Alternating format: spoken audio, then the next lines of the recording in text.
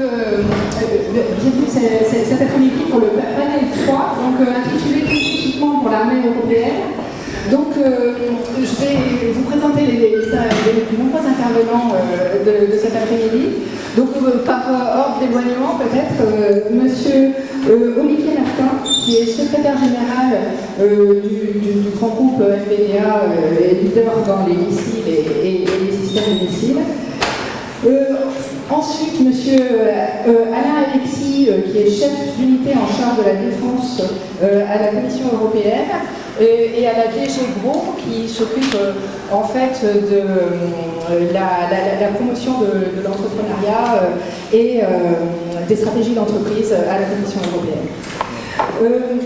Ensuite, madame Nathalie Erard, qui est senior vice-présidente d'Airbus, directrice des affaires européennes et OTAN. Ensuite, monsieur Jean-Louis Gertorin, que nous remercions d'avoir accepté à la dernière minute de venir en remplacement, et qui vient pour le JEDI, qui est la Joint European Disruptive Initiative, qui vise à promouvoir un projet franco-germanique qui vise à promouvoir l'innovation, les innovations disruptives en Europe, donc qui vise en fait à être une sorte de DARPA à l'européenne.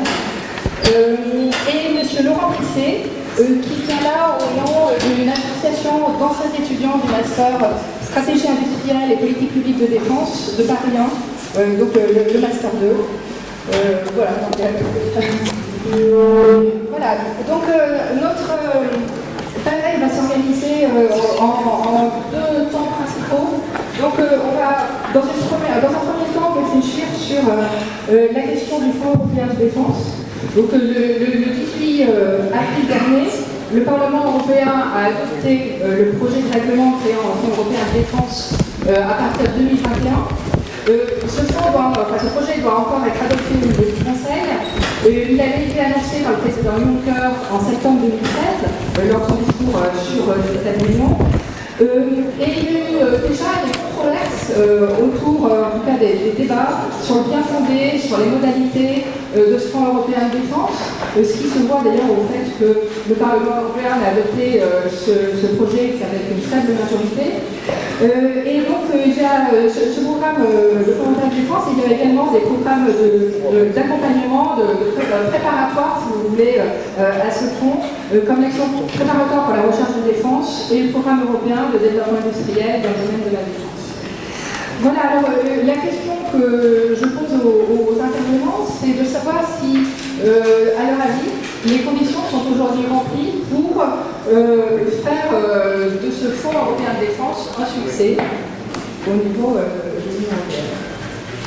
Voilà, alors comme ordre d'intervention, bon, je vais peut-être laisser, comme j'avais fait, la parole à M. Martin, peut-être. Très bien.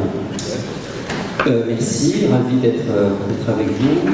Donc le Fonds européen de défense pour une entreprise comme MBDA, qui est une entreprise sert de missiles, une entreprise européenne et régionale européenne. D'abord, c'est une excellente initiative qu'il faut saluer au niveau européen. Même si vous l'avez rappelé, le dernier Parlement a voté à approuver avec une majorité, à mon sens, trop faible, ce qui veut dire un certain nombre de choses, on reviendra. Ça va dans le bon sens.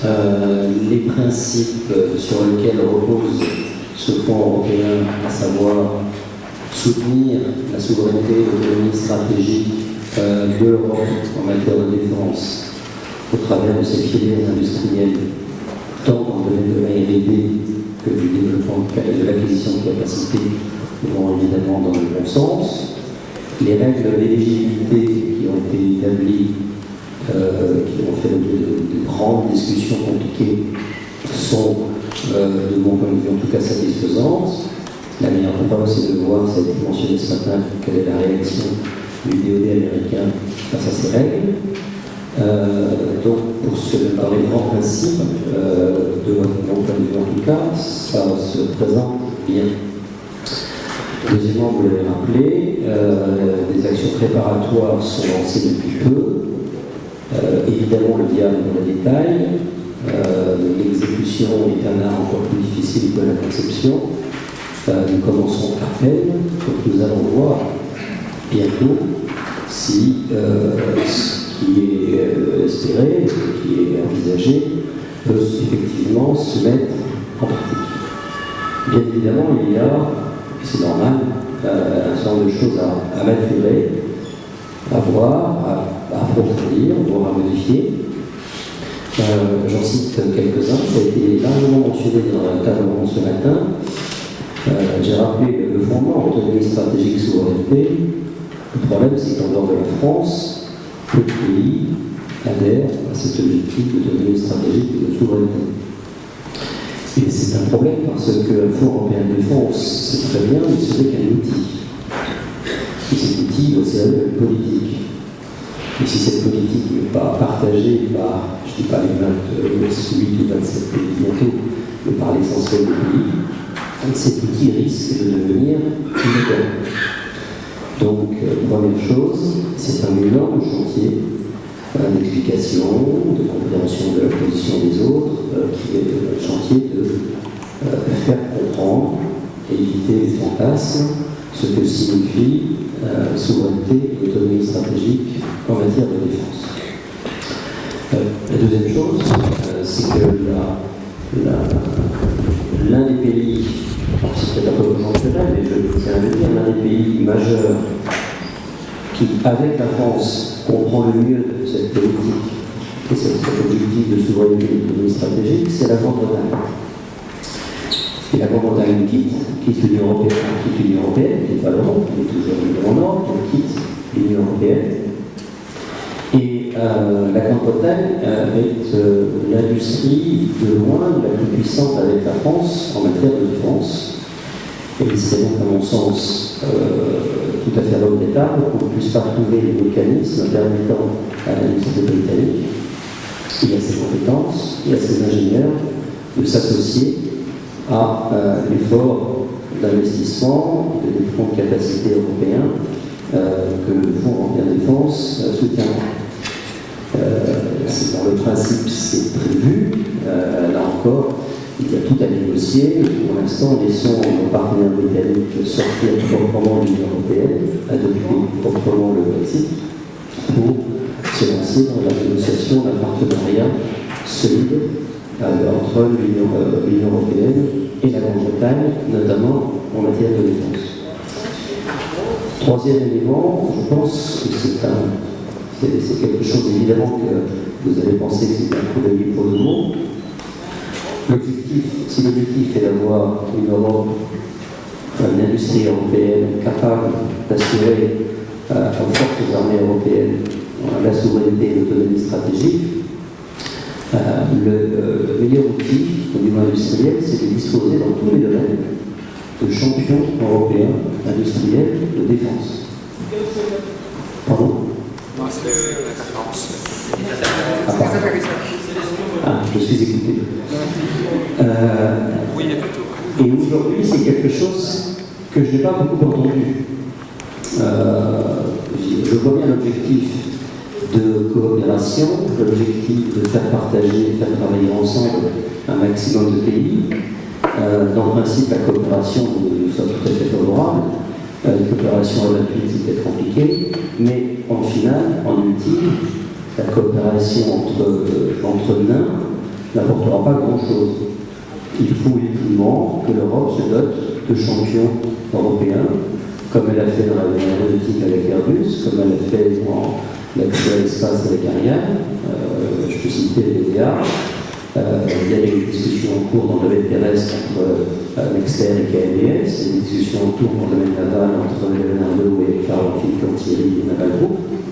J'espère que la Commission européenne, la Commission européenne surtout, aura cet objectif de façon ultime de disposer de champions industriels européens dans tous les secteurs, analogue à ce qui existe en Chine, aux États-Unis, en Russie, etc. Autre élément, alors qui m'a venu l'effet de l'actualité de la bande dessinée suite à aux derniers entretiens de la défense européenne l'an dernier, puisque c'est quelque chose que j'avais déjà dit l'an dernier, et que j'ai retrouvé quelques mois plus tard aux écrans dessinés, les règles d'exportation des pays européens sont aujourd'hui diverses, même s'il y a une certaine cohérence dans la plupart des grands pays.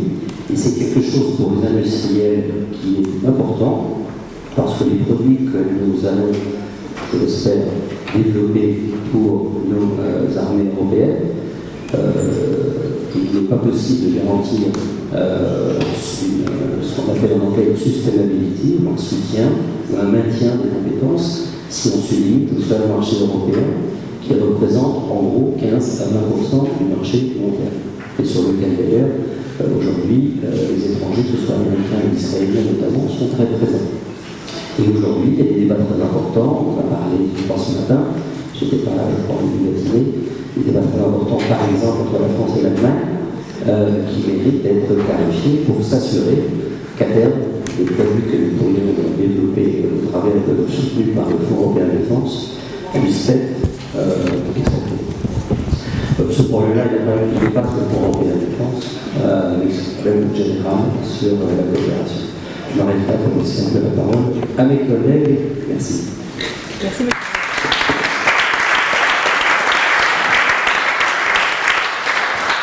Merci beaucoup. Oui, j'ai oublié de préciser, étant donné le nombre de panélistes, il ne faudrait pas dépasser 5 minutes de J'ai compris. Merci, mais, Monsieur Alexis, le point de vue de la Commission européenne. La question qui a été posée est assez simple. Hein. Les conditions sont-elles remplies? La réponse est oui. Oui, mais. D'abord, pourquoi on va dire aux objectifs du fonds? De faire le fonds, l'objectif du fonds, c'est la compétitivité de l'industrie. L'objectif numéro 1, compétitivité de l'industrie. Et la compétitivité de l'industrie doit permettre une stratégique autonomie. Mais l'autonomie stratégique n'est pas la finalité première, parce que d'une part pour des raisons juridiques, et puis surtout également pour des raisons politiques, je pense qu'il faut mieux être ceci étant, quand on regarde les différents éléments, quel est l'objectif? Premier objectif, favoriser la coopération entre entreprises et entre États membres, c'est respecté. Le texte est très clair, on ne supportera qu'en cas de coopération entre 3 entreprises, au moins 3 États membres, ceci est respecté. Il n'est pas question d'aider le développement d'une entreprise d'un seul État membre. Deuxième élément, c'est qu'il y a un lien étroit entre les fonds communautaires et l'intervention nationale, parce que pour la recherche, on peut financer la totalité des coûts éligibles, jamais la totalité des coûts. Et pour la partie développement, on supportera en moyenne 50% des coûts. C'est-à-dire que quelqu'un d'autre doit payer 50% et quelqu'un d'autre pour le développement, généralement, ce sont les ministères de la Défense. Et on veut garder cette parité, simplement parce qu'on ne veut pas mettre de l'argent communautaire dans des projets qui ensuite ne seront pas achetés par les États membres. Si on veut que les États membres s'engagent, la meilleure façon c'est de leur dire on met 50%, vous États membres, vous mettez 50%, et on est sûr que l'argent servira à quelque chose. Troisième élément, c'est qu'il y a beaucoup d'initiatives qui ont été mentionnées ce matin. Il y a EDF, il y a FESCO, il y a CDP, il y a CARD, quantité d'initiatives qui ont été lancées. Ceci étant, le fonds n'a pas vocation à être la banque de FESCO ou la banque de CDP. Vous savez, le CDP, les États membres ont identifié un certain nombre de gaps en matière de capacité. C'est aux États membres de payer. Ce n'est pas à nous, avec le budget communautaire, de payer les. Avec le budget communautaire, on veut se limiter à des priorités stratégiques, c'est-à-dire que des capacités que les États membres seuls ne feraient pas. Et ça, je pense que c'est tout à fait respecté dans le texte qui a été adopté par le Conseil et le Parlement. Dernier élément général dans le texte, je pense qu'on est arrivé à un équilibre sur la participation des entreprises des pays tiers. Vous savez, c'est un sujet extrêmement difficile. Au départ, la Commission a proposé un texte très clair, indiquant le fond, c'est uniquement pour les entreprises communautaires. Et puis, dans le cadre des discussions au Parlement et au Conseil d'évolution, on a accepté d'étendre, sous certaines conditions strictes, la participation d'entreprises contrôlées par des tiers, mais ceci ne vise que les entreprises situées en Europe et sous réserve de strictes conditions. Politiquement, c'était compliqué. Parce qu'il y a des positions différentes entre États membres, il y a des positions différentes avec le Parlement européen. Et si vous suivez la presse, vous pouvez le voir, il y a encore certains de nos amis alliés qui ont encore beaucoup d'interrogations sur ce sujet. Mais ceci étant, l'objectif du fonds, c'est la compétitivité des entreprises européennes. Ce n'est pas la compétitivité des entreprises des pays. Ça n'empêche pas certaines formes de coopération. Alors, oui, de façon générale, tous ces éléments sont conformes à ce qu'on a annoncé, mais premièrement, le budget reste ouvert. Le Parlement et le Conseil n'ont pas décidé du budget. C'est un point important. On a proposé 13 milliards sur 7 ans. Donc on espère que le futur Parlement européen acceptera. Parce que si on veut être sérieux et faire la différence, il faut un budget. Est-ce que c'est 13, est-ce que c'est 12, est-ce que c'est 14? Ça tombe sans doute pas une marge de manœuvre, mais il faut quand même un budget sérieux, sinon c'est pas. Deuxième mais, c'est on a l'argent, mais qu'est-ce qu'on veut en faire? L'objectif, c'est pas de dépenser l'argent. Dépenser, c'est très facile. On trouvera toujours des projets et les États membres seront toujours contents de nous envoyer des projets qui ne vont pas vite. Ce n'est pas l'objectif. L'objectif, c'est de définir des priorités stratégiques sur 7 ans qu'on veut développer. Et ça, c'est l'enjeu qui est devant nous, à faire dans le prochain an. Et troisième et dernier élément, si on veut que ça marche, il faut une cohérence qui aujourd'hui n'est pas établie avec les budgets nationaux. Simplement parce que, comme j'ai indiqué, nous allons payer 50% des coûts. Les États membres doivent payer 50%. S'ils n'ont pas l'argent dans le budget, ça ne marche pas. Donc il faut une planification de priorités stratégiques sur 7 ans et être sûr que les États membres auront l'argent sur 7 ans pour favoriser ces budgets. Merci beaucoup.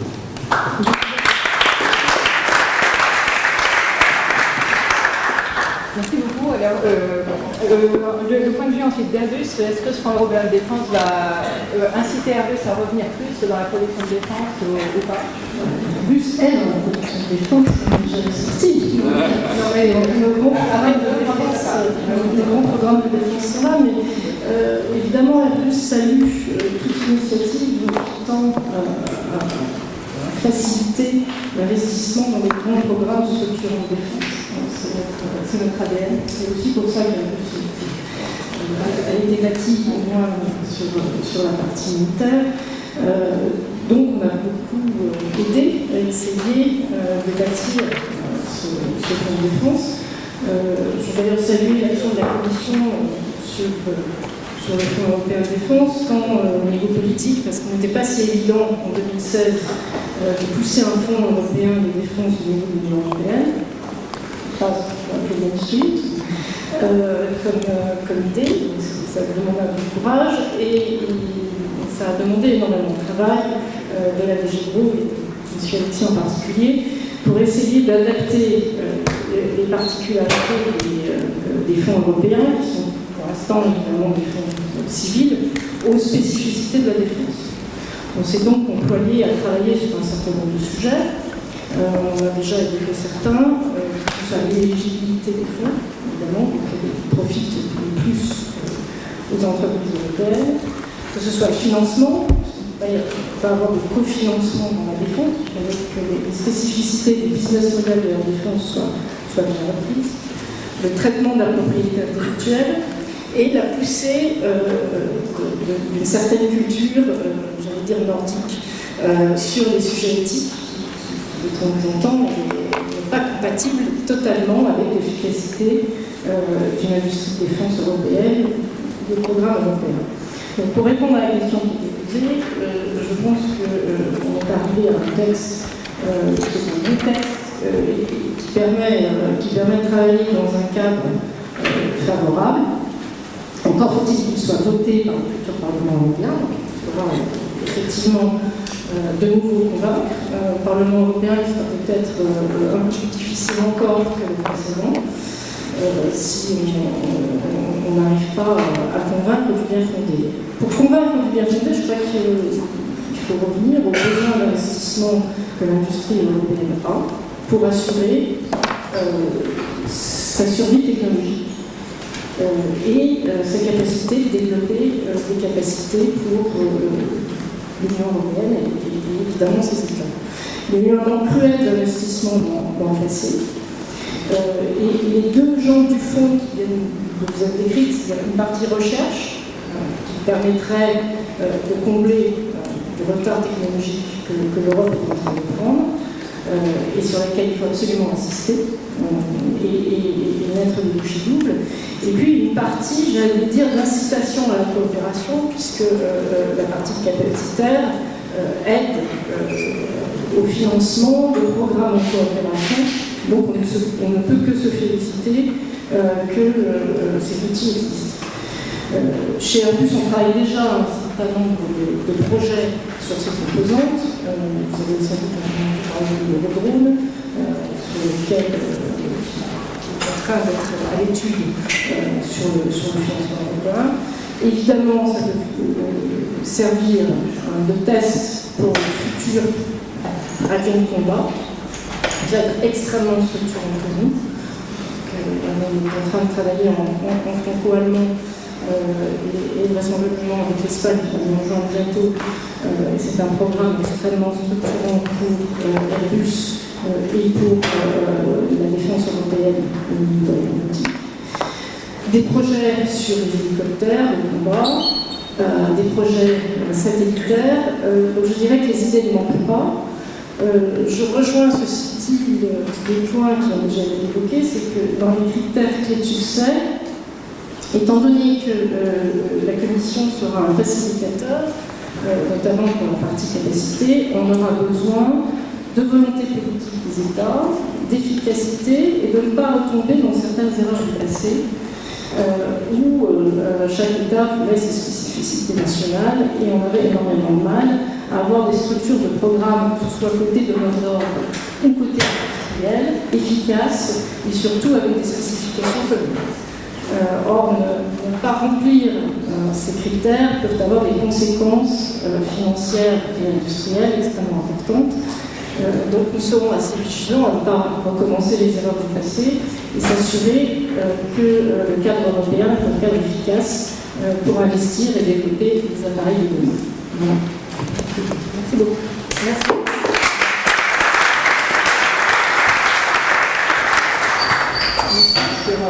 Sur cette présentation sur la possibilité d'utiliser les fonds pour approfondir la coopération industrielle, ce qui est pas facile.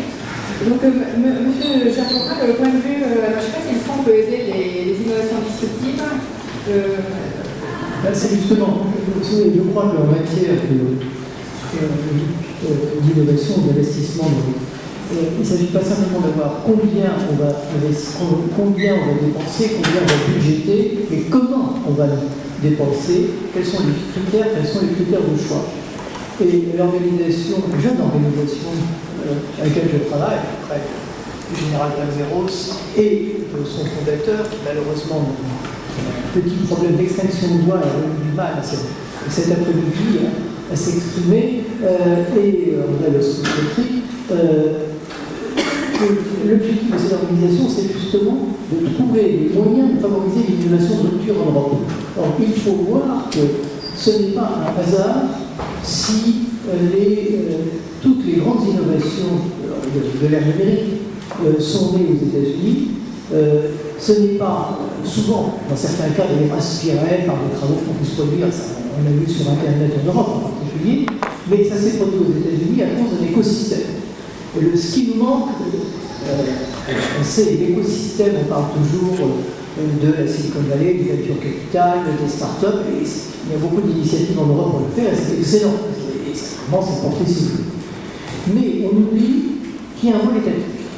Et si vous regardez toutes les grandes innovations américaines, d'origine américaine, qui sont répandues au niveau mondial, essentiellement dans le numérique, une très grande partie d'entre elles sont à l'origine des contrats, mais pas des contrats gigantesques, pas d'énormes programmes, mais des petits programmes d'innovation disruptive menés par une organisation qui a fêté ses 60 ans l'an dernier, 61 ans, et qui est parmi les plus remarquables réussites en termes de gestion de l'innovation, c'est la DARPA, la Defense Advanced Research Project Agency, qui a été créé en 1958 aux États-Unis en réaction au choc du Sputnik. Les Américains avaient perdu la maîtrise de l'espace, des missiles balistiques intercontinentaux, ils ont paniqué.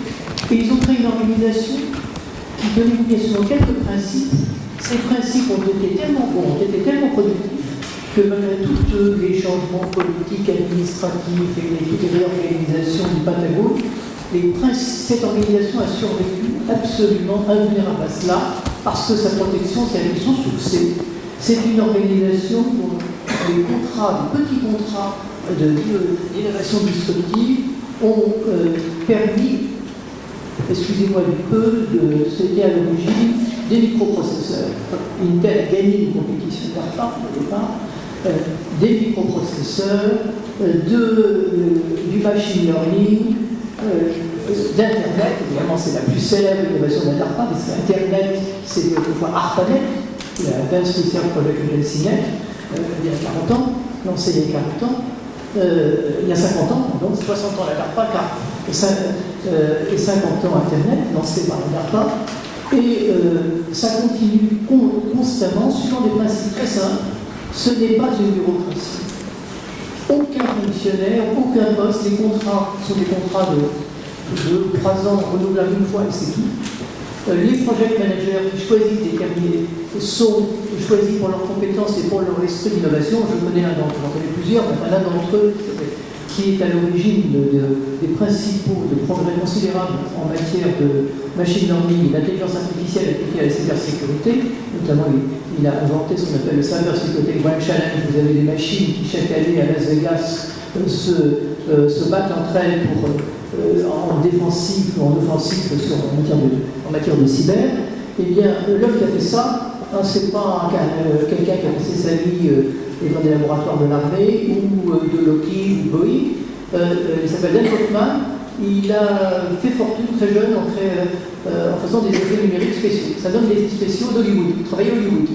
Eh bien, la DARPA l'a recruté pour être le patron de tout ce qui était Information Science. Et ça, est-ce que j'attends de voir un ministère européen de la Défense, qu'il soit français, allemand, britannique, etc., qui recrutera quelqu'un qui vient, même si c'était un digital, c'est une personne digitale qui viendra du showbiz pour s'occuper du programme d'innovation de défense. C'est ce qui s'est passé. Entre parenthèses, après ce passage à la DARPA, il a trouvé un poste qui n'est pas sans intérêt, il est patron de la recherche avancée chez Google.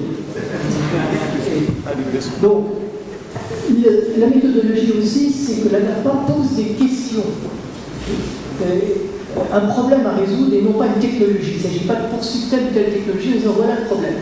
Et par exemple, ils ont lancé une compétition, c'est un autre projet que je connais personnellement, pour lancer des petits satellites avec l'explosion des constellations. Mais c'était il y a 7-8 ans, ils ont lancé cette compétition, 8 ans, pour lancer à moins de X dollars le kilo, par kilogramme lancé. Et sans dire, peu importe le moyen. Et les moyens sont très variés. Par exemple, il y a ce genre de compétition est à l'origine d'une société qui est extraordinairement réussie, qui s'appelle Rocket Lab, qui est en train de devenir une numéro mondiale des petits lanceurs, et qui est néo-zélandaise à l'origine. Et les gens de la DARPA, ils se sont dit, ils n'ont pas dit, oh, il y a peut-être pas américain, tout ça, ils ont dit, écoutez, vous restez en Nouvelle-Zélande, mais simplement forcément, il vous faut un clone aux États-Unis, pour que ça interagisse avec vos tests, ça vous les faites en Nouvelle-Zélande. Et cette société réussit remarquablement. Et tout ceci est parti d'un contrat. Je veux dire qu'on est dans des compétitions en dizaines de millions, si vous voulez, et même moins, si vous voulez. Mais ça part comme ça. Donc c'est quand même quelque chose qui est un mécanisme qui est absolument remarquable. Et ce que l'idée de Jedi, que notre fondateur, André Pietri, a eu parce qu'il connaissait le système et parce qu'il avait eu 10 ans en Chine comme investisseur, c'est que si on ne fait rien, en termes d'innovation de rupture, on est écrasé déjà par les Chinois et par les Américains et on le sera de plus en plus. Donc l'idée, c'est de transposer ce mécanisme. Ce n'est pas contre les institutions existantes, c'est pour compléter les institutions existantes. Et alors, nous avons un message très clair, je ne vais pas parler plus longtemps, on aura l'occasion de parler. Mais je veux dire simplement, ce que nous demandons, c'est que le Fonds européen de défense, qu'il y ait un pourcentage, entre 5 et 10%, qui soit consacré à l'innovation de rupture et qui soit géré par des mécanismes propres qui ressemblent à ceux de la DARPA, qui sont même très différents des mécanismes par lesquels les contrats de recherche sont attribués par le ministère de la Défense et par la Commission européenne, qui ont tous demandé. Mais le problème, c'est qu'il faut que cette innovation de rupture, il faut qu'on soit présent. Et on y reviendrait après dans la suite des discussions. Il y a deux domaines où doivent être privilégiés, ou en plus, qui sont un qui est ancien mais qui évolue très vite, c'est l'espace, où désormais on a un problème de sécurité de l'espace, non pas en temps de guerre, mais en temps de paix. Il y a une menace sur les infrastructures spatiales, et c'est un sujet majeur, et ça implique d'être très innovatif. Et le deuxième, qui est totalement majeur, et je souhaite en parler plus tard, c'est le cyberespace. Là aussi, vous avez des menaces considérables en temps de guerre. Merci beaucoup.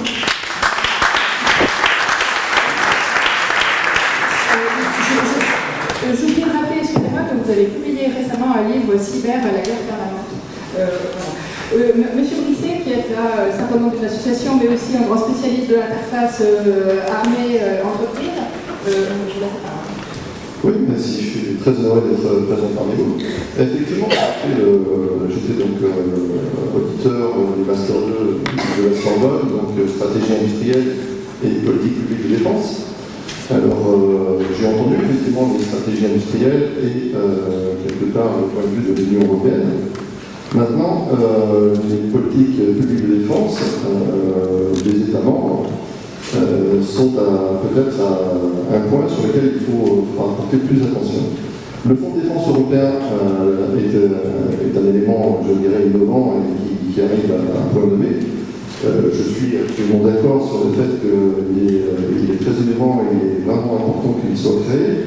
Il a été créé sur des bases solides et déjà éprouvées. Je dirais qu'il rentre dans un système de subvention qui existe dans l'Union européenne, qui est parfaitement connu de tous, avec des réseaux et des contacts au niveau français et européen qui sont excellents.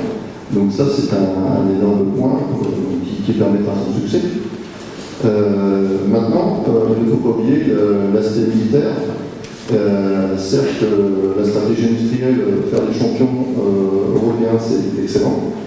Nous en avons besoin. Le fonds a vocation à combler des trous capacitaires des différentes armées des États membres. Et le succès devra être mesuré sur la capacité qu'aura le fonds à combler ces fonds et à garantir la souveraineté des différents États membres. C'est essentiellement ce message que je souhaitais passer dans un premier temps. Merci beaucoup aussi pour votre précision. Nous allons enchaîner sur la deuxième partie du panel qui s'articulera autour de deux questionnements principaux. Donc d'abord la question de savoir, il y a eu une pluralité d'initiatives ces derniers temps, depuis 2016 notamment, au niveau, pour essayer de dynamiser la coopération industrielle européenne en matière de défense. Donc il y a notamment ce Fonds européen de défense, la coopération structurée permanente également, l'initiative européenne d'intervention. On a revitalisé le processus de développement capacitaire de l'Union européenne. Donc la question, face à ce foisonnement, est-ce que la démarche de l'Union européenne reste cohérente? Comment assurer la bonne gouvernance de ces outils en fait, au sein de l'Union européenne? Quelle place aurait une potentielle future direction générale défense au sein de la Commission européenne? Et quelles seraient les relations et le lien avec le rôle du Parlement européen? Voilà, ça c'est le premier point. Et le deuxième point que je voudrais, sur lequel je demande votre avis, c'est celui classique, comment réussir, il y a déjà eu des éléments de réponse, à renforcer la coopération industrielle européenne, à faire en sorte que les bases industrielles et technologiques de défense deviennent davantage complémentaires et non plus rivales. Et donc aujourd'hui, il y a des problèmes pour l'industrie européenne résultant donc, de l'absence de grandes firmes dans certains secteurs, aussi de la domination technologique, notamment des États-Unis, peut-être bientôt des Chinois, du rattrapage sur certains marchés par des pays émergents, justement. L'industrie européenne, bon, on le sait, est fragmentée, les budgets nationaux sont étroits, et donc l'intérêt de la coopération est évident, mais c'est difficile à mettre en place. À quelles conditions cette restructuration pourrait se faire? Quelle stratégie industrielle est nécessaire au niveau européen? Voilà, c'est ces deux questionnements sur lesquels j'aimerais avoir votre avis. Donc, Monsieur Martin, peut-être. Je commence encore. Oui, je pense. Bon, je ne veux pas vous abuser la parole, je vais finir en moins de 5 minutes, j'ai compris.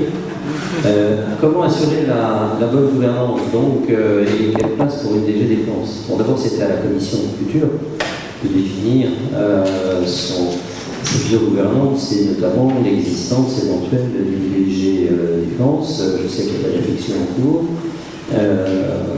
Nous avons évidemment des idées. D'ailleurs, elles ne sont pas forcément unanimement partagées au sein de la communauté industrielle.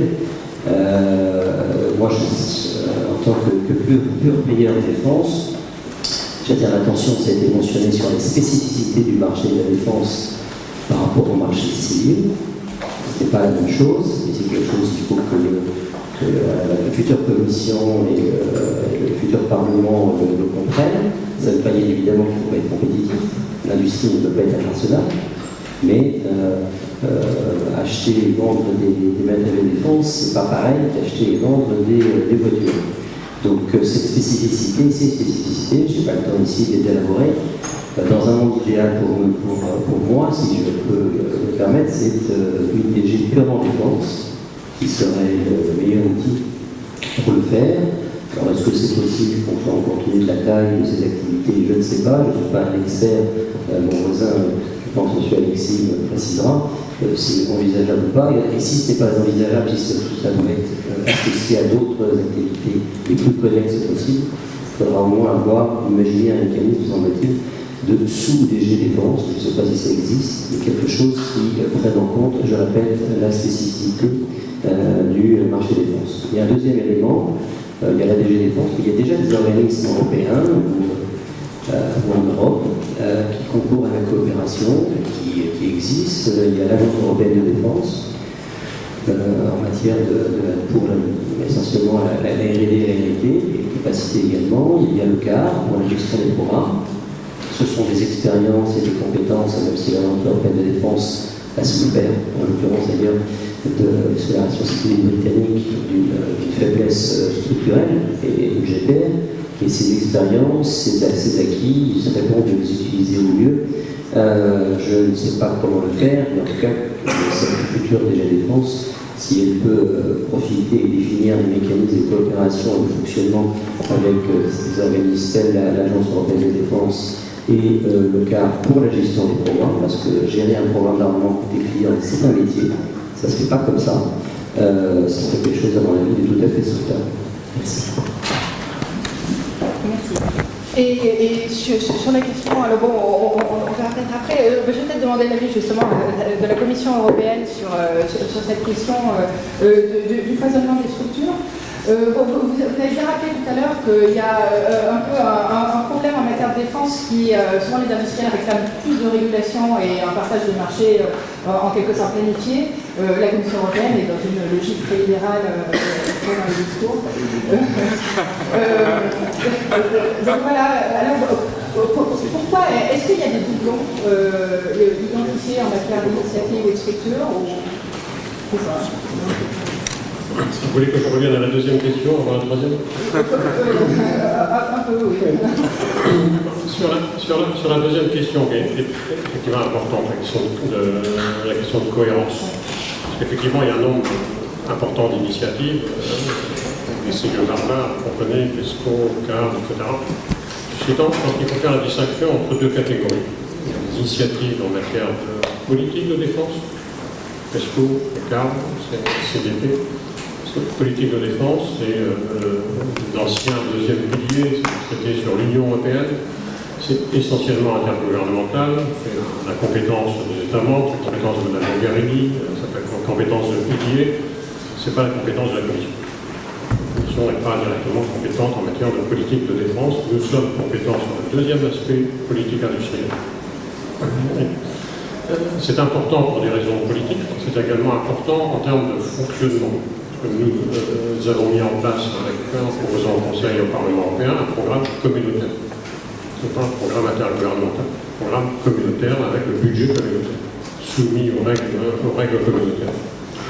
Et je pense que, effectivement, il y a des tentations de dire qu'il faut organiser tout ceci, il faut mettre des des structures qui vont coordonner tout. Il y a toujours des collègues qui veulent coordonner, en face de structures horizontales. Ceci étant, je pense qu'il faudrait éviter l'erreur de remettre le fond dans l'aspect intergouvernemental. Le fond intercommunautaire. Il ne faut pas tomber dans le piège de dire on va remettre ça dans l'intergouvernemental. Il y a des tentations.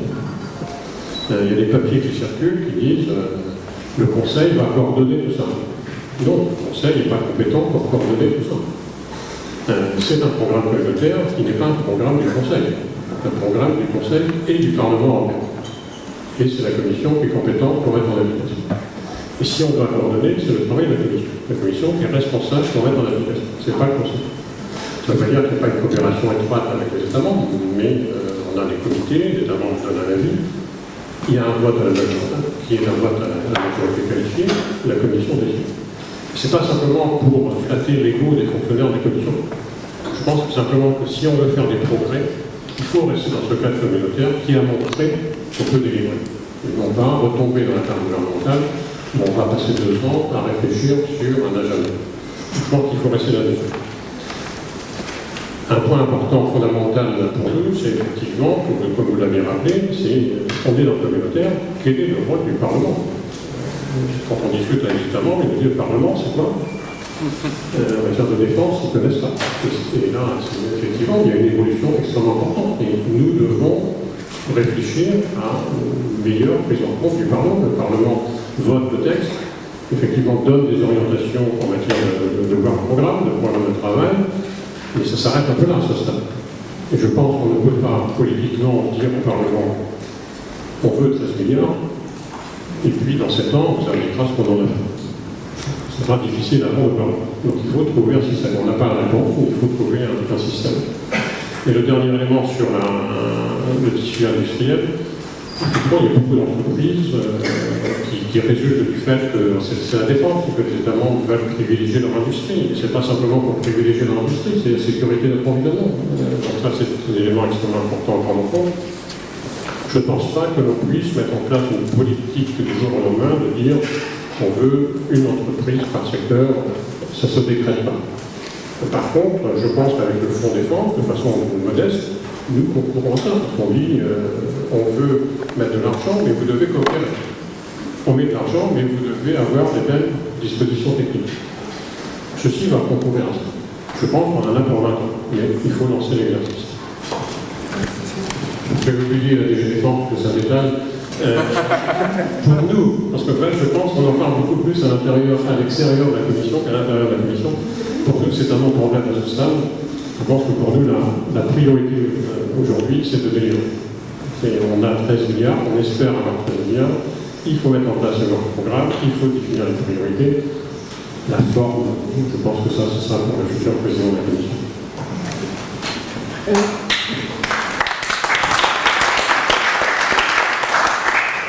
Madame Grave, le point de vue d'Airbus peut-être sur la stratégie industrielle qui serait optimale pour les entreprises de l'Union européenne en matière de défense. Oui, alors, peut-être quelques rappels, parce que quand on parle de politique industrielle au niveau de l'Union européenne, il faut savoir d'où on parle. On a quand même l'Union européenne qui s'est d'abord bâtie sur la protection du consommateur. Et on a dans les piliers qui font le travail de la Commission aujourd'hui, des pans entiers, que ce soit la concurrence, que ce soit le commerce, donc les compétences, j'allais dire, traditionnelles de la Commission, qui ne sont pas tournées vers l'industrie au premier lieu. Du coup, pour une entreprise comme Airbus, la politique industrielle de l'Union européenne, elle est encore à bâtir. Il y a des exceptions à ça, et les deux exceptions sont l'espace. On a vu des investissements dans les systèmes spatiaux, que sont Galileo, Copernicus, on a vu de la régulation, on a vu de l'achat, donc c'est une politique industrielle, sans le dire. Et on a la politique industrielle de la défense dont on vient de parler, avec principalement pour nous industrielle le fonds de défense. Ça ne fait pas une politique industrielle complète. Et je ne pense pas qu'on peut transférer des compétences sans regarder les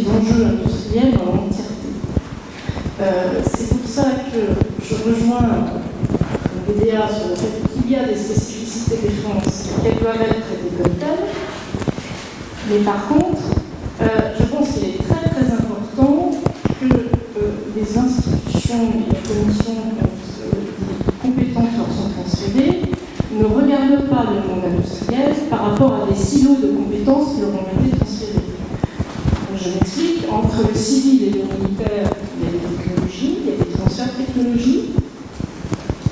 Dans l'aéronautique, on avait plutôt un transfert du militaire vers le civil dans le passé. Avec la montée du numérique, du data, de l'autonomie, c'est plutôt le contraire qui est en train de se passer. C'est-à-dire que beaucoup de technologies civiles viennent nourrir les industries de défense. Les intérêts stratégiques ne sont pas seulement des intérêts sécuritaires, et les États-Unis en ce moment nous rappellent tous les jours avec les menaces, les sanctions commerciales et les attaques de Boeing contre Airbus et du gouvernement américain. Et donc, à un moment donné, si on veut vraiment regarder la politique industrielle, il faut forcément regarder les secteurs dans toutes ces composantes. Sinon, on ne fait pas la stratégie du tout.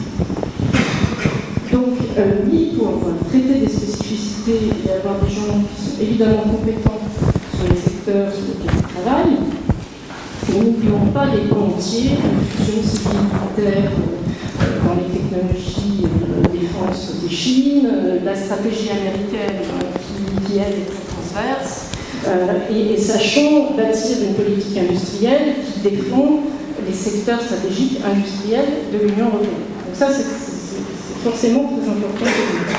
Après, est-ce qu'on fait une DG défense ou une sous-DG? Je dirais que voilà, les institutions font leur travail, c'est à l'industriel de donner des leçons.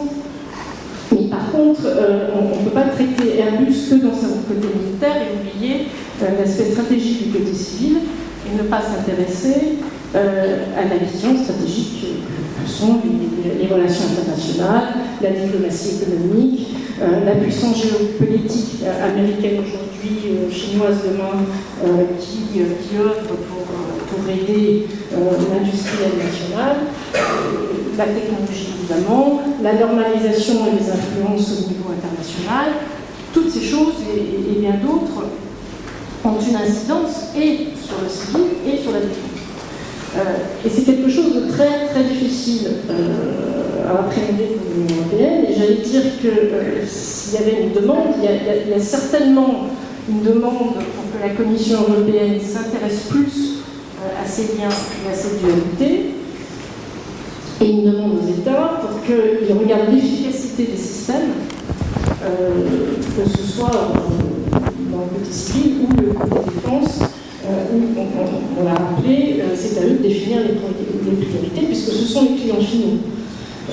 Donc ils sont aussi responsables d'une efficacité du système. Donc, comme vous le voyez, il y a beaucoup d'acteurs à lier et un travail considérable à faire.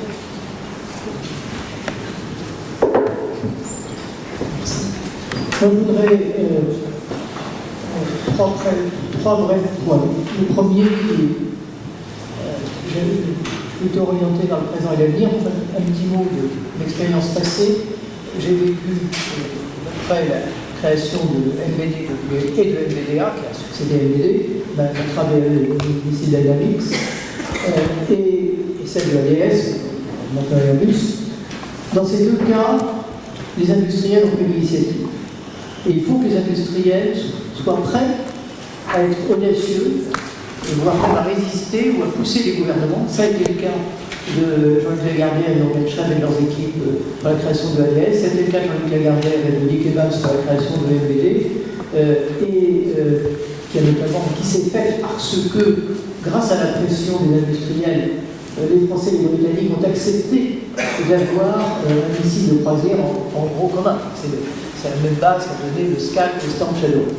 Et c'est important que les industriels sachent mobiliser. Je voudrais d'ailleurs en profiter parce que c'est quelqu'un de très modeste, mais qui a fait quelque chose de considérable pour saluer Antoine Bouvier. Antoine Bouvier, le patron de MBDA, jusqu'à la fin de ce mois, il va prendre des responsabilités qui sont, je ne crois pas complètement négligeables, puisqu'il est le patron de la stratégie d'Airbus et des affaires publiques d'Airbus, mais il a réalisé quelque chose d'unique, et je pense que c'est une intégration d'une société qui non seulement est intégrée européenne au niveau de son actionnariat, mais il a réussi à avoir une vraie spécialisation et une vraie reconnaissance par les ministères de la Défense, en tout cas français et britannique, qu'il y avait une division du travail et qu'on pouvait éviter de dupliquer les compétences. Et ça en fait effectivement le deuxième policier mondial, une société extraordinairement performante.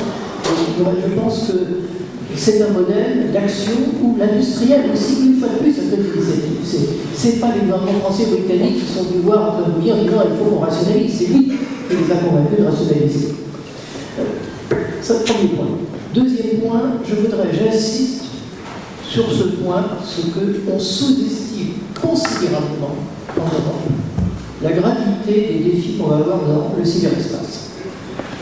Il y a quelques mois, Guillaume Poupard, le patron de l'Agence de sécurité des systèmes d'information, l'ANSSI, a déclaré publiquement, c'était le Forum international de cybersécurité, que des prépositionnements, c'est-à-dire des pénétrations à finalité hostile, non encore traduites dans les faits, mais potentiellement réalisables, dans les grands systèmes d'infrastructures françaises et alliées, nous savons que c'était le cas, ça a été dit d'ailleurs par le homologue, par le groupe de l'ANSSI allemand, ont eu lieu dans des installations énergétiques, électriques, pétrolières, etc.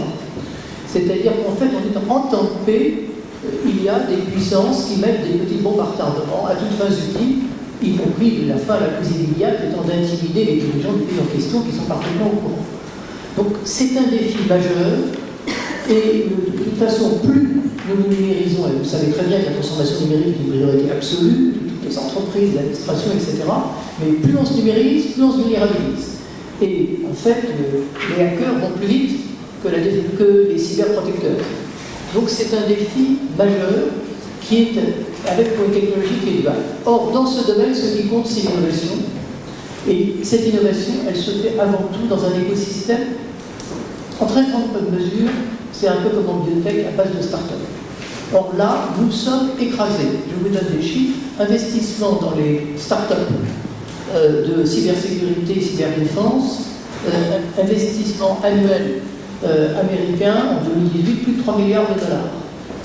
Investissement européen, moins de 500 millions de dollars, dont 300 au Royaume-Uni, c'est intéressant.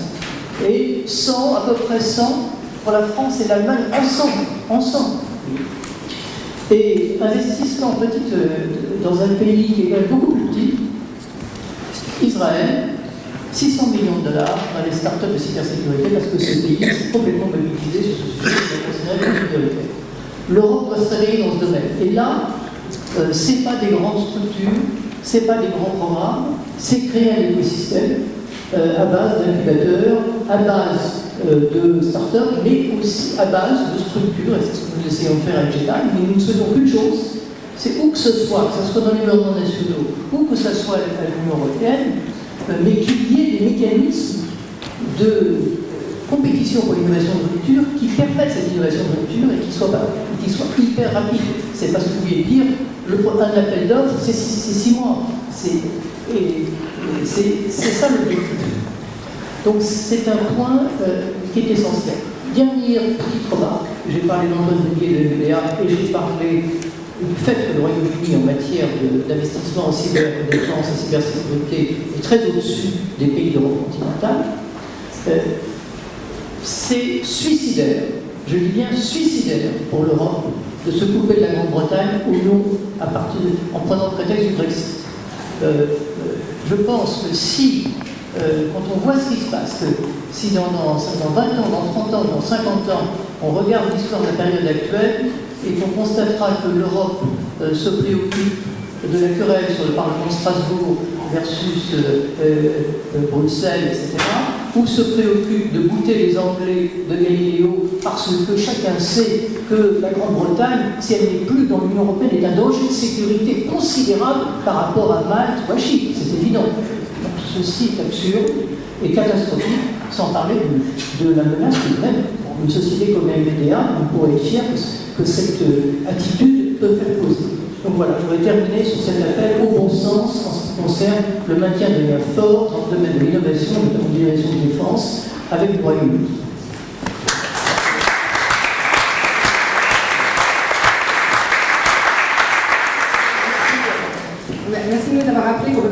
effectivement de défense sans parler de cybersécurité et qui a fait un retard en Europe à ce niveau. Et puis aussi que la restructuration de la base industrielle et technologie de défense se fait d'abord et avant tout par des initiatives privées, des fusions-acquisitions, des stratégies de rachat, etc. Voilà, alors, M. Moutier, pensez-vous que peut-être revenir sur cette multiplicité d'initiatives européennes, leur efficacité? Oui, tout à fait. Je vais effectivement faire un pas d'avant. Le Fonds de défense européen est une excellente façon de faire penser l'esprit de défense et parler de défense au niveau de l'Union européenne. C'est presque une première fois. Maintenant, si nous avons un foisonnement d'initiatives européennes, même de l'intervention, de la CSP, finalement c'est l'Eurocorps qui a le nom Europe que le nom. Toutes ces coopérations multi-États et inter-États traduisent le fait que l'Union européenne ne s'est jamais engagée encore aujourd'hui dans quelque chose, d'ailleurs qui n'était pas encore mandaté, mais dans l'esprit de défense. Le fait de faire un pas dans le Fonds européen de défense est un premier pas. Le deuxième pas, j'irai un petit peu plus loin, je vais oser parler de mon mémoire que j'ai réalisé, encore une fois, dans le cadre du master sur stratégie industrielle et politique publique de défense de Sorbonne, qui est en fait la mise en place de la défense de l'Union européenne. Dans le cadre de ce mémoire, j'ai envisagé la mise en place d'une armée européenne permanente qui serait sous la forme, non pas d'une armée globale, mais d'une armée d'un noyau qui servirait à bloquer l'ensemble des armées nationales. Ce noyau aurait vocation donc, à être dans un ministère. À l'époque, j'étais en 2015 dans le ministère de la Défense, aujourd'hui, on va dire dans le DG Défense au niveau de la Commission. Et ce noyau sont composés rapidement d'éléments projetables de façon à avoir une mission, réaliser des missions de PSDC. Mais des missions, je dirais, telles qu'elles avaient été définies jusqu'à hauteur de 60 000 hommes déployables sur un an. Maintenant, pour effectivement pouvoir déployer ce noyau et mettre en place ce noyau de l'armée européenne, il nous faut un fonds de défense européen crédible avec des missions bien définies qui puissent répondre à des objectifs militaires. Des objectifs militaires qui puissent garantir à l'Union européenne, garantir à l'Europe de la défense finalement, que l'on assure sa sécurité. Les gens doivent bien comprendre que l'argent qui est mis en place dans les fonds de défense européens, dans l'Agence européenne de défense, donc tous ces projets de défense auront une finalité de sécurité pour l'armée européenne. Et donc cette armée européenne servant à deux niveaux, comme je l'ai développé dans mon mémoire, mais à un niveau donc, de projection de sécurité et à un niveau de coopération, d'unification de l'ensemble des armées nationales. La défense est restant un pouvoir régalien de chaque État. Donc si on veut fonctionner et avancer le plus rapidement possible sur une défense européenne, je pense qu'il faut respecter chaque État et apporter à chaque État ce qu'ils ne peuvent pas construire par eux-mêmes. Donc c'est excellent d'avoir des champions industriels au niveau européen. Ça nous apporte des choses que nous ne pourrions pas faire au niveau national, mais il faut construire cette armée européenne en tenant compte de tous ces paramètres. Donc c'est pour ça que je parle en fait d'une force de défense européenne et donc la nécessité de développer une base industrielle de technologie de défense européenne, mais qui soit complémentaire à la base industrielle de technologie de défense nationale. Je t'en reste tout de suite. Merci. Bon, on a à peu près tenu les temps, donc le débat est ouvert entre panélistes ou au public. Donc,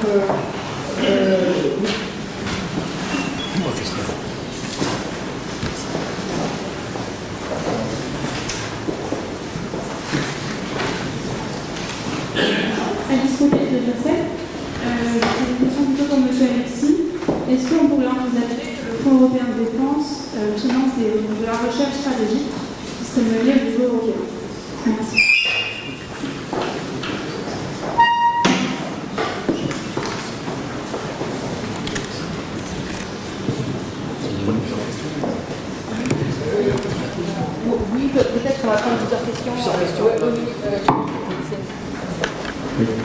Thierry Fronneau du ministère des Armées. Je pose une question de méthodologie.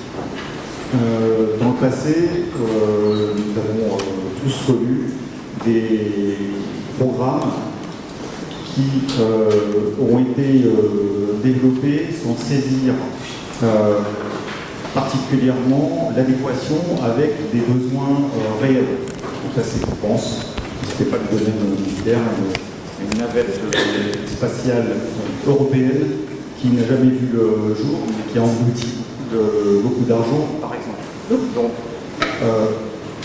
avant de réfléchir effectivement à comment dépenser l'argent, je pense qu'il est extrêmement important de définir la méthodologie de la définition des besoins, parce que plus on pourra cerner mieux le besoin, et ça ne peut se faire qu'avec une chaîne militaire crédible, plus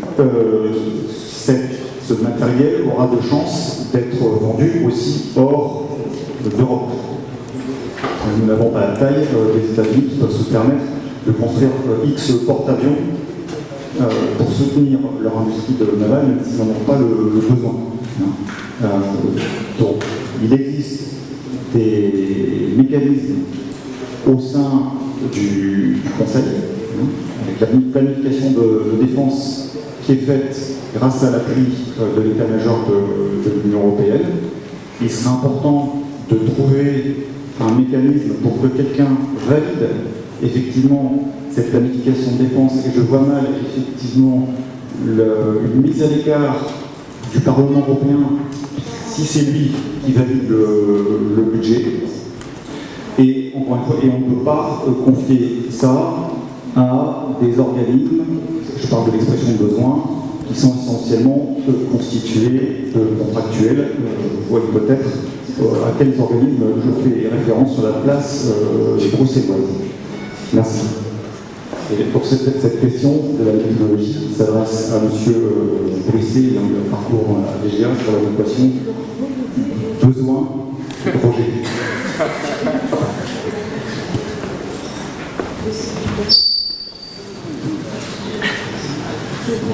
Merci, André Boron, je serai assez bref. Compte tenu de ma question s'adresse à M. Martin et à Mme Mira.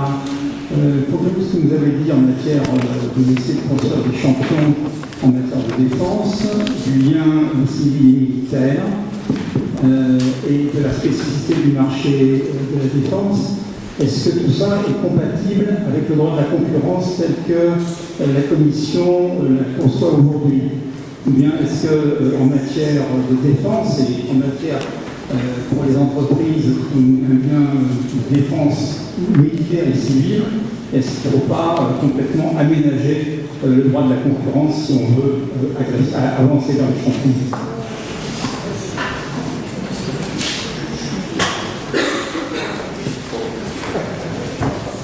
Merci. Anne Bohème des Échos. Donc, vous avez une question sur l'adéquation des programmes, une question sur l'adéquation d'une politique de défense et d'une politique de concurrence. Aucun de vous n'a fait vraiment mention de la dernière lettre américaine et de la pression américaine. Je crois qu'elle est très claire. Vous avez dit dans votre texte que vous avez obtenu un équilibre des règles du jeu que vous trouviez correct. Cet équilibre n'est pas encore entériné par les États. Donc, est-ce que le Front européen de la défense va poursuivre avec ses règles, ou est-ce que vous pensez qu'on est quand même au milieu du gué et que le Conseil, influencé par un certain État, va changer les règles?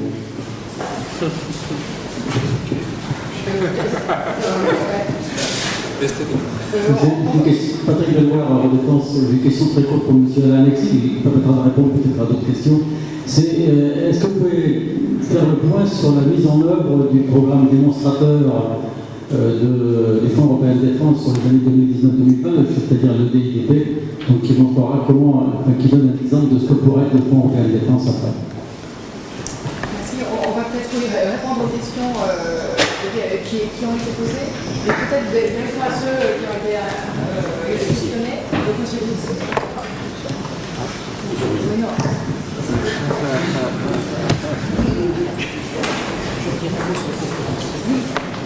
Donc merci, effectivement, je m'exprime en nom personnel, mais j'ai une culture effectivement de planification et de direction de programme.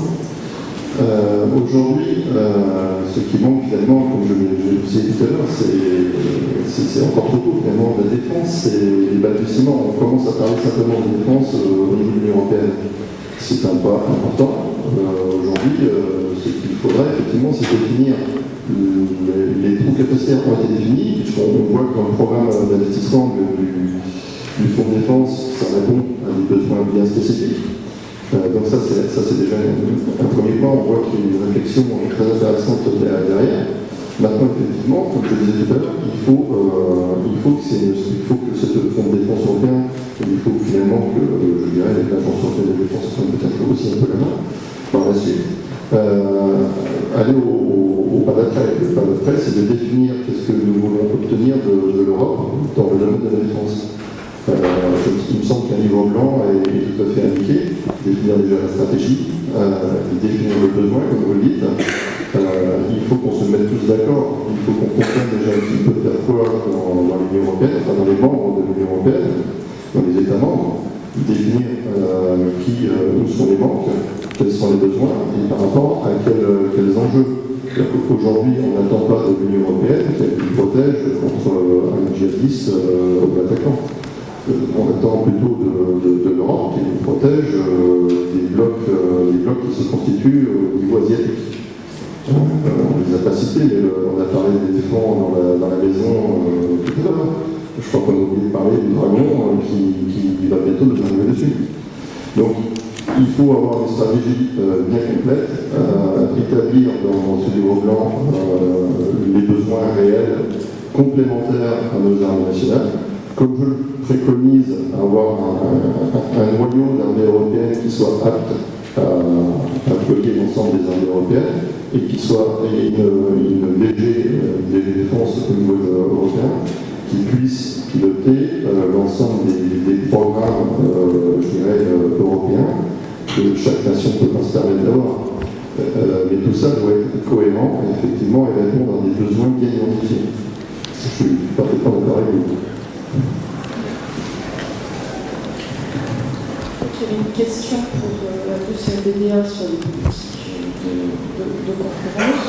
En ce qui concerne Airbus, les politiques de concurrence n'ont jamais empêché Airbus de faire une opération. À ce titre-là, on est ceci dit intéressé par les discussions en cours pour essayer d'améliorer les politiques de concurrence, qui passent selon nous peut-être par un dialogue plus systématique avec d'autres DG que la Commission pour intégrer, au moins dans le cadre de la discussion, les discussions sur des parties plus industrielles. Mais pas de blocage énorme. Il se trouve aussi que quand on a créé Airbus, on a plutôt amélioré la concurrence sur le marché mondial. On n'a jamais eu de graves problèmes de concurrence ou d'entrave à la politique de concurrence de l'Union. Je vais compléter pour AVDA. La concurrence, on aime ça et on le démontre sur le marché, c'est-à-dire le marché mondial. Nous faisons plus de 50% de notre chiffre d'affaires est fait sur le marché export accessible. Quand j'ai accessible, ce n'est pas le marché qui nous est interdit, comme les Chinois, les Russes, etc. Ce n'est pas le marché qui nous est fermé, comme les Américains. C'est le marché export qui, en gros, aujourd'hui, dans le domaine des missiles, je cite ce que je connais, représente en gros 30 à 40% du marché mondial. L'Europe contre 15 et 20% du marché mondial. Donc l'export pour nous et la compétition de biens, elle est essentielle, elle est vitale, il faut la gagner, mais elle n'est pas en Europe. Elle est aussi en Europe, mais contre qui? Contre les Américains, contre les Israéliens. De plus en plus, ça va venir contre les Chinois, parce que l'Europe est le marché aujourd'hui dans le domaine de la défense le plus ouvert par rapport au grand marché que j'ai cité tout à l'heure. Donc si, je rêve, l'ensemble du budget européen de défense représente 600 milliards de dollars ou 700 milliards de dollars comme le marché américain, on peut sans doute effectivement avoir, et c'est sain, et ce serait sain, une concurrence européenne en matière de défense. Tant que l'Europe aura des budgets limités, tant que les grands face auxquels nous sommes confrontés s'appuient sur des marchés contrôlés, fermés et massifs, je vois mal. C'est pas du tout qu'on refuse la compétition intra-européenne, mais je vois mal comment des grands champions peuvent se développer en Europe. J'imagine par exemple Airbus, il a cité sur un grand programme de coopération franco-allemande et espagnole dans le domaine des avions de combat. J'espère, c'est pas parce que je suis seulement un BDA, j'espère qu'un jour ce programme fusionnera avec son programme britannique homologue, Tempest, pour faire le grand programme d'avions de combat européen dont on a tant besoin, nous, comme les Européens.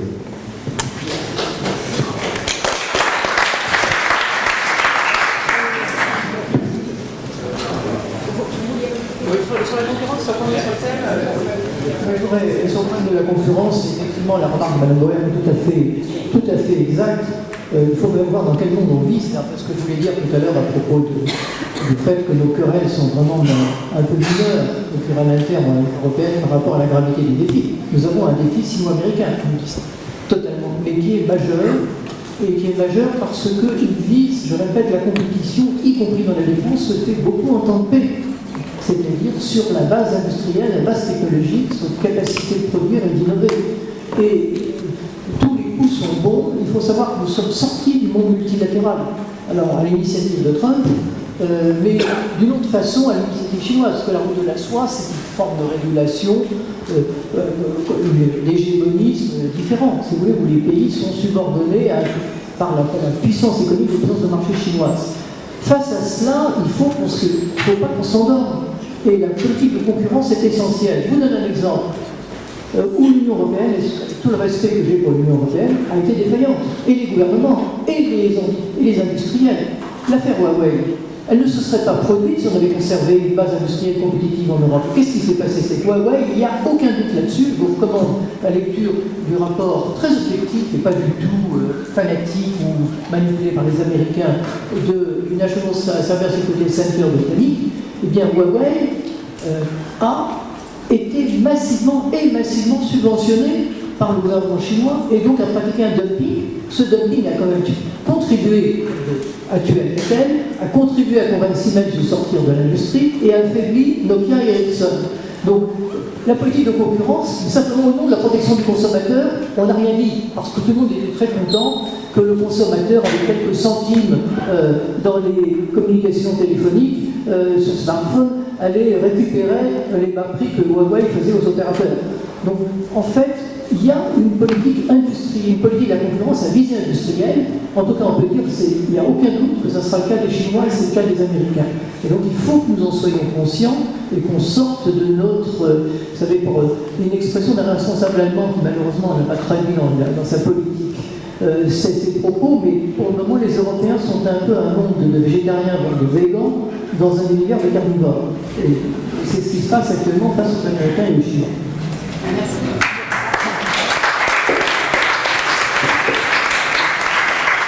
Monsieur Alexis, alors sur la concurrence, et puis sur le démonstrateur aussi.